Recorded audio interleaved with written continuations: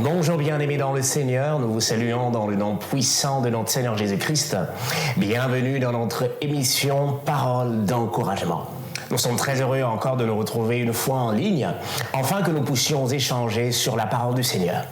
Alors nous allons prendre nos Bibles et nous allons lire une portion des Écritures dans les livres de Matthieu 6, le verset 9 jusqu'au verset 13. La Bible nous dit « Voici donc comment vous devez prier. Notre Père qui es aux cieux, que ton nom soit sanctifié, que ton règne vienne, que ta volonté soit faite sur la terre comme au ciel. Donne-nous aujourd'hui notre pain quotidien. Pardonne-nous nos offenses, comme nous pardonnons aussi à ceux qui nous ont offensés. Ne nous induis pas en tentation, mais délivre-nous du malin, car c'est à toi qu'appartient, dans tous les siècles, les règnes, la puissance et la gloire. Amen. Quelle magnifique prière de notre Seigneur Jésus-Christ. Et le thème que nous développons ce jour, c'est la prière de notre Père. La prière de notre Père. Bien-aimé dans le Seigneur, la prière est quelque chose de primordial dans la vie de tout enfant de Dieu. Et mon père m'a toujours dit que la prière est la respiration d'un enfant de Dieu. De la même manière qu'un homme ne peut pas respirer sans oxygène, de la même manière, un enfant de Dieu, la prière est quelque chose de primordial pour sa vie. L'apôtre Paul nous exhorte dans 1 Thessaloniciens 5 à 17, « Priez sans cesse ». La prière est la vie des assoiffés de Dieu. La vie de ceux qui cherchent Dieu, non pour ce qu'il leur peut offrir, mais pour sa personne, pour communier avec lui. Nous ne cherchons pas Dieu pour ce qu'il peut nous offrir. Nous cherchons Dieu pour communier avec le Seigneur. Et nous vivons dans un siècle où plusieurs personnes ne trouvent peut-être pas le sens de la prière. Certaines personnes, lorsque Dieu les a élevées en dignité, lorsque Dieu les a donné un certain poste dans la société, ils ne trouvent plus le sens de la prière. Et même certaines personnes disent « Pourquoi est-ce que je dois prier? Pourquoi est-ce que je dois chercher Dieu? Pourquoi est-ce que je dois prier? Je ne trouve pas d'importance de prier. Pourquoi? Parce que ceux qui partent prier, ils ont besoin de quelque chose, ils ont besoin d'un matériel, ils ont besoin que Dieu intervienne dans leur vie d'une manière spécifique. » Frères et sœurs, nous ne prions pas d'abord pour obtenir de choses venant du Seigneur, mais nous prions parce que notre vie dépend de lui. Dans la vie chrétienne, il n'y a pas d'indépendance, tchatcha, tozouillé, ça n'existe pas. Dans la vie chrétienne, nous dépendons de Dieu. Ma vie dépend du Seigneur. À chaque instant de ma vie, je dois dépendre de Dieu. Il n'existe pas d'indépendance. Ma vie entière doit dépendre du Seigneur. Que Dieu me bénisse, que Dieu me lève en dignité, que Dieu fasse de moi une personne respectable dans la société. Cela ne change pas mon attitude envers Dieu, parce que je dois dépendre de Dieu. Nous devons prier, car notre vie dépend de Dieu, et sans lui, nous ne pouvons rien faire. Et ce que j'aime avec la prière, est que la prière ne change pas simplement toutes choses, mais la prière fait encore mieux. La prière change les chrétiens. La prière nous change, la prière nous transforme, la prière nous aide à ressembler au Seigneur. La prière est une source de puissance et de transformation pour notre vie. Et en lisant les Écritures bien-aimées, nous allons constater en fait que Jésus-Christ était un homme de prière. Il y a plusieurs exemples de la vie qui décrivent comment Jésus-Christ considérait la vie de prière. Sa vie était caractérisée par la prière. La vie et le ministère de Jésus-Christ commencèrent dans la prière et s'achèvèrent dans la prière. Et là, nous pouvons donner quelques exemples. Jésus-Christ, à l'âge de 12 ans, alors qu'il se trouvait dans le temple, et ses parents étaient en train de le chercher, il dit que ma maison sera appelée une maison de prière. Avant de se lancer au ministère, Jésus-Christ a pris un temps dans la prière pendant 40 jours et 40 nuits, seul à seul. Et la Bible nous dit dans Matthieu 4,2, après avoir jeûné 40 jours et 40 nuits, il eut faim. Et la Bible nous donne un exemple encore dans le livre de Marc 1 à 35 qui dit, vers le matin, pendant qu'il faisait encore très sombre, il se leva et sortit pour aller dans un lieu désert où il pria. La prière était la préoccupation première du Seigneur Jésus-Christ. Il avait décidé de ne pas voir la face d'un homme avant d'avoir vu la face de son Père. Et de ne pas parler aux hommes de son Père sans avoir parlé des hommes à Dieu. Et toi qui m'écoutes, qui es prédicateur, est-ce que tu apprends d'abord à prier avant de préparer ta prêche? Nous devons apprendre à chercher la face de Dieu avant de présenter Dieu aux hommes. Si nous voulons présenter Dieu aux hommes, nous devons apprendre à parler des hommes à Dieu. Et Jésus-Christ, c'est ce qu'il faisait. Et face au problème crucial que représentait le choix de 12 apôtres, la Bible nous dit que Jésus a passé toute une nuit. Il a passé toute une nuit pour prier. Et en ce temps-là, Jésus-Christ s'est rendu sur la montagne pour prier et il passa toute la nuit à prier Dieu. Quand le jour parut, il appela ses disciples et il en choisit 12 auxquels il donna le nom d'apôtres. Et là, vous pouvez trouver ces passages dans le livre de Luc, le chapitre 6, le verset 12 à 13. C'était sa manière pour lui de faire le choix. Il décidait de ce choix dans la prière. Combien de fois nous faisons de choix sans pour autant chercher la face de Dieu? Combien de fois nous se lançons dans des affaires sans pour autant communier avec le Seigneur? Même dans le choix le plus crucial de notre vie, nous prenons de fois tant de temps de négligence pour chercher d'abord la face du Seigneur. Et Jésus-Christ, avant de choisir les 12 apôtres, il avait pris toute une nuit pour parler avec son Père, afin de faire un choix sur les 12 disciples. Et ce choix a eu de conséquences à une grande portée. Aujourd'hui, nous parlons de Pierre, aujourd'hui, nous parlons de Jean, aujourd'hui, nous parlons de tous ces disciples qui ont été avec Jésus. Et même après nous, on continuera à parler de ces hommes. Mais nous ne posons pas la question. D'où était tiré le choix de ces hommes? C'était dans la présence de Dieu. C'était dans la prière. Le Seigneur Jésus-Christ a passé toute une nuit pour porter tout simplement un choix sur les 12 apôtres. C'est pour cela que j'aimerais nous encourager de ne pas négliger la prière, bien-aimés. Même dans ce que nous pensons le plus banal, que dans ce choix, Dieu ne doit pas s'ingérer. Apprenons à prier, apprenons à recommander ce que nous faisons entre les mains de Dieu. Et très souvent, nous faisons des choses, et lorsque ça ne marche pas, nous venons après pleurer dans la présence de Dieu. Seigneur, interviens. Non, Dieu n'est pas notre garçon de course. Non. Dieu n'est pas la roue d'un véhicule. Non, Dieu doit être le chauffeur qui dirige, conduit notre vie. Et Jésus-Christ, face au choix crucial, il prenait le temps pour prier.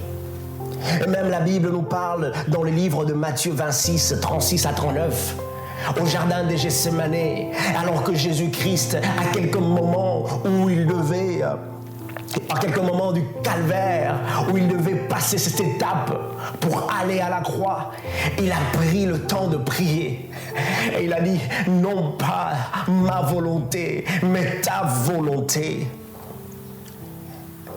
Et même au soir de sa vie, avant d'expirer, Jésus-Christ a prié. Et là nous pouvons le voir dans le livre de Luc 23 à 46. Père, je remets mon esprit entre tes mains. En disant ces paroles, il expira.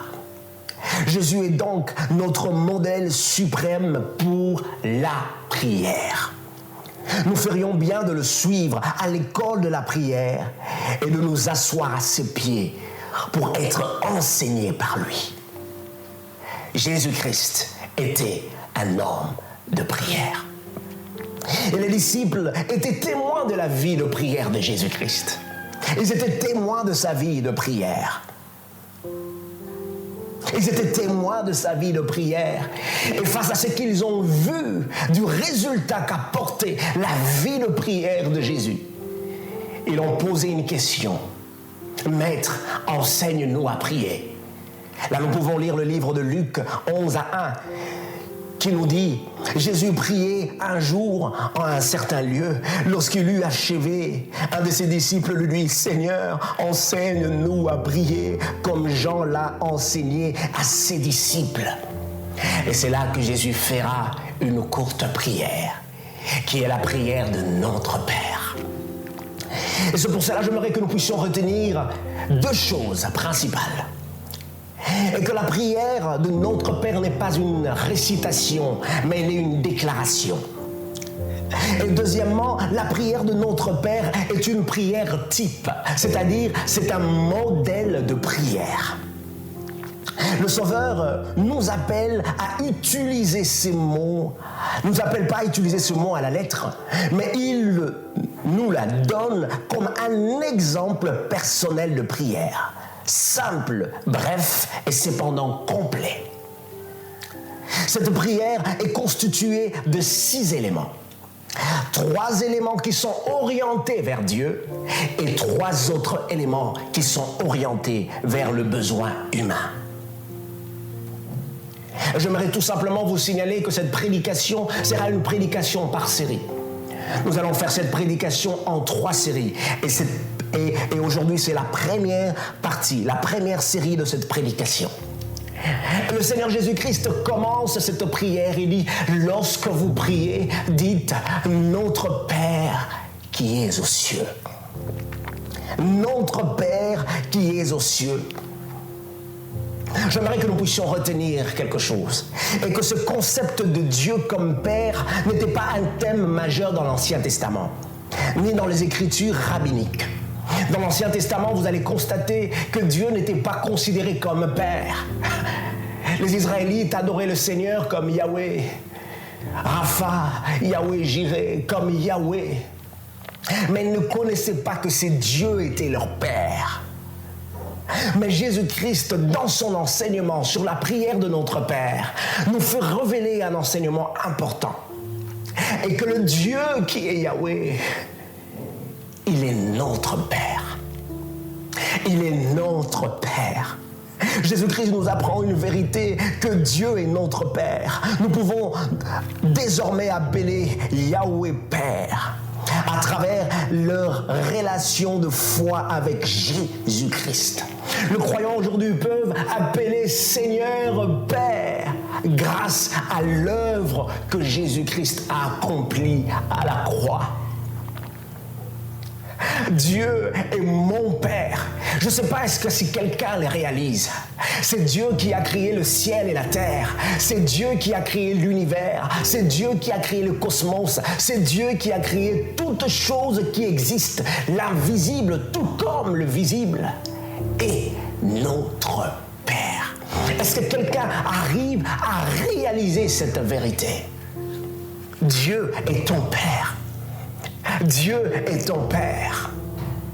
Lorsque je comprends que Dieu est mon Père, ma vie change, je vis autrement. Et très souvent, les chrétiens, lorsque nous prions, nous n'arrivons pas à réaliser celui à qui nous adressons nos prières. Il n'est pas que le Père de notre Seigneur Jésus, mais il est aussi notre Père. Notre Père, notre Père, notre Père. Nous pouvons cependant crier « Abba Père », notre source. Notre prière ne s'adresse pas aux idoles, ne s'adresse pas aux esprits, ne s'adresse pas aux anges, mais cette prière s'adresse au seul vrai Dieu, qui est désormais notre Père, à travers l'œuvre de Jésus-Christ. C'est pour cela que j'aimerais dire à quelqu'un que tout le monde est une créature de Dieu, mais tout le monde n'est pas enfant de Dieu. Seuls ceux qui ont donné leur vie à Jésus-Christ sont appelés enfants de Dieu. Et toi qui me suis, qui n'as pas encore donné ta vie à Jésus-Christ, je mérite d'informer que tu es une créature si merveilleuse de Dieu. Mais si tu ne donnes pas ta vie à Jésus-Christ, tu es destiné à la perdition éternelle. Voilà pourquoi le Père du ciel nous a envoyé son Fils pour que quiconque croit en lui soit sauvé. Seuls ceux qui ont donné leur vie au Seigneur Jésus-Christ peuvent appeler Dieu mon Père. Bien-aimés, vous savez, lorsque, avec nos pères, nos parents, vous savez, avec cette relation de père et fils, je crois que nous tous nous sommes témoins combien nos parents de fois font de choses pour nous sans même que nous puissions leur demander. Ils nous ont vêtus, ils nous ont amenés à l'école, même à l'université. Ils ont toujours été avec nous. Quand nous étions malades, ils nous ont amenés à l'hôpital. Et des fois, nous n'avons même pas demandé cela. Mais à cause de cette relation qui nous lie, ils ont joué cette responsabilité. Et deuxièmement, lorsque je suis un fils de mon père, même si ce père est un président de la République, il est une personne élevée en dignité, pour le voir, je n'ai pas besoin d'un protocole. Je n'ai pas besoin de demander, faire une lettre à sa secrétaire pour dire « J'ai l'honneur de vous rencontrer, je suis votre fils ». On ne fait pas tout cela pour rencontrer nos pères biologiques, nos mères biologiques. Pourquoi? Parce qu'il y a une relation d'intimité, une relation d'amour qui nous lie. Je ne pense pas que celui qui est un président de la République, pour que sa femme puisse le voir, sa femme doit écrire une lettre. Pas du tout. Parce qu'il y a une relation d'intimité. Ils ont un libre accès auprès de leur père, auprès de celui qui est son époux. Et c'est la même réalité qui se passe lorsque nous sommes enfants de Dieu. Combien de choses Dieu réalise dans nos vies sans que même nous puissions lui demander dans la prière. Est-ce que je nous encourage de ne pas prier? Non, pas du tout. Mais je nous encourage à réaliser combien c'est Dieu est tellement bon. Il fait des choses dans nos vies sans même que nous puissions lui demander. Et ce que j'aime est que lorsque nous sommes enfants de Dieu, nous avons les libres accès. Nous n'avons pas besoin d'apporter des sacrifices, nous n'avons pas besoin d'apporter des offrandes pour que nous puissions accéder au trône de Dieu. Mais nous avons désormais les libres accès au trône de la grâce. Quel que soit le lieu où tu te trouves, dans ta chambre, dans ton bureau, tu peux accéder au trône de la grâce à cause de l'œuvre que le Christ a accomplie pour nous à la croix. Dieu est mon Père. Dire que Dieu est mon Père, nous voyons une relation d'intimité. Une relation d'intimité entre le divin et l'humanité. Et cette relation d'intimité ne peut que se réaliser que lorsque nous donnons notre vie à Jésus-Christ. Dieu est mon Père, Dieu est mon Père. Jésus-Christ nous enseigne que ce Dieu redoutable, puissant, que ce Dieu qui déplace les montagnes, que ce Dieu qui a créé tout l'univers, il est notre Père qui est aux cieux. Et ce Père, il est aux cieux. Et nous pouvons nous poser la question. Le mot « cieux » qui est utilisé dans ce passage est au pluriel. Alors la question que nous pouvons nous poser est que Dieu, où est-ce qu'il se trouve?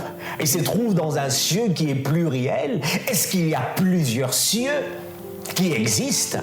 Parce que la Bible nous dit « Notre Père qui est aux cieux ». Alors, la réponse se trouve uniquement dans la Bible.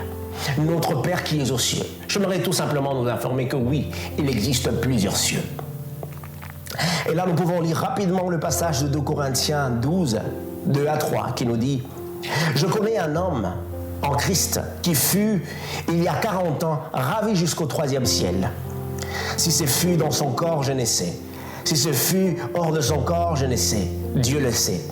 Et je sais que cet homme, si ce fut dans son corps ou sans son corps, je ne sais. Dieu le sait. » Et cet homme qui parle, c'est l'apôtre Paul. Vous pouvez encore lire ces passages plus en détail. Cet homme qui est en train de parler, c'est l'apôtre Paul. Et l'utilisation du mot qu'il a employé, je connais un homme, c'était une façon rabbinique de parler pour soi-même.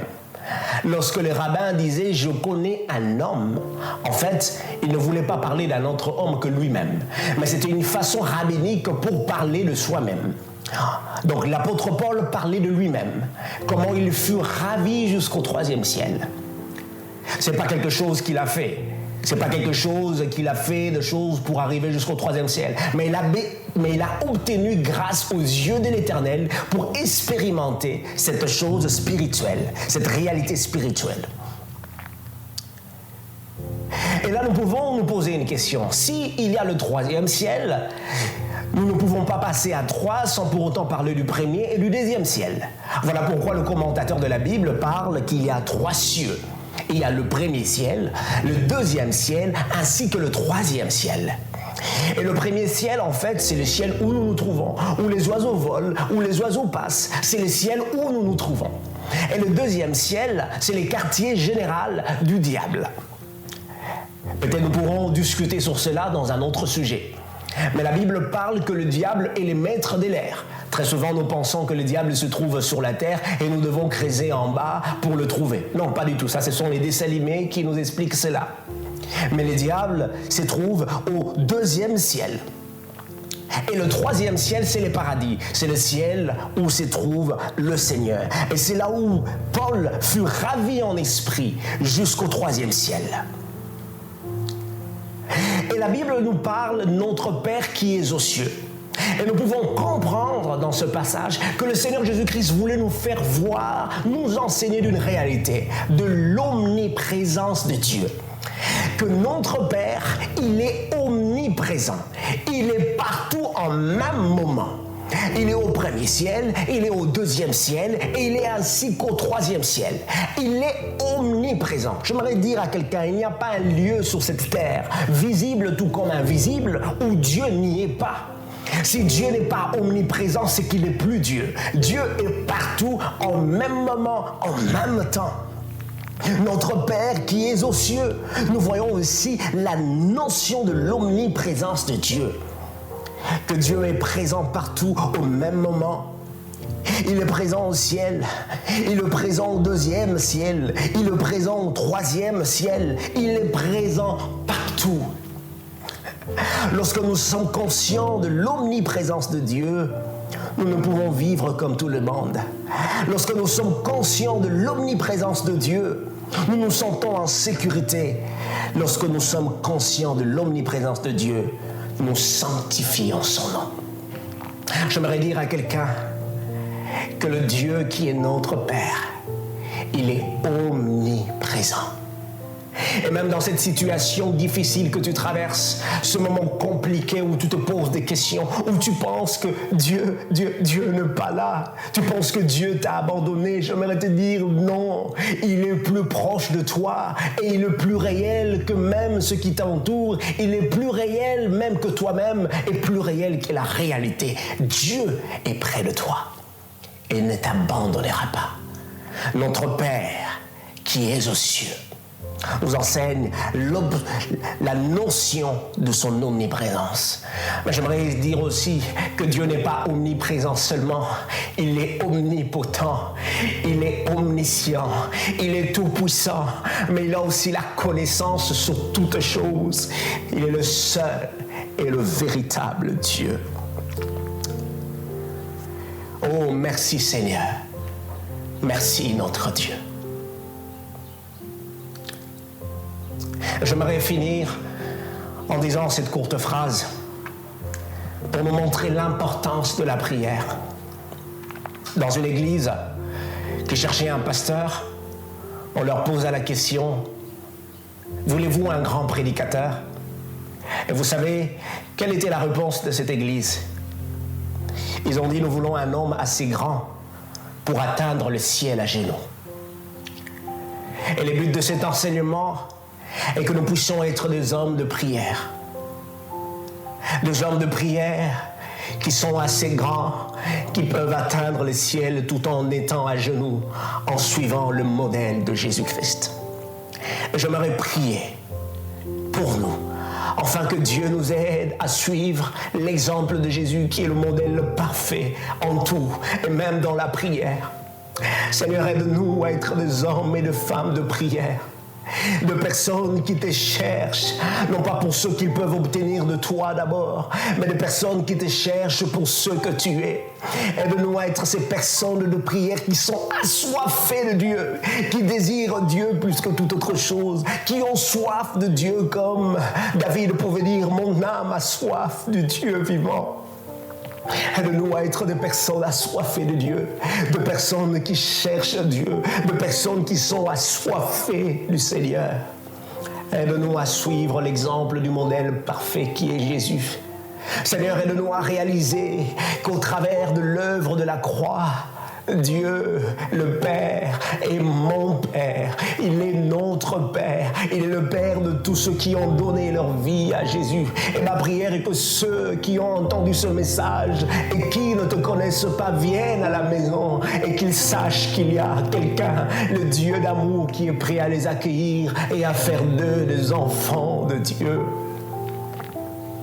Fais de nous des hommes de prière. Fais de nous des personnes qui te cherchent, parce que notre vie dépend de toi. Et sans toi, nous ne pouvons rien faire. Dans le nom de Jésus, nous avons ainsi prié. Amen. Amen, amen, amen. Que le Seigneur Jésus-Christ vous bénisse abondamment.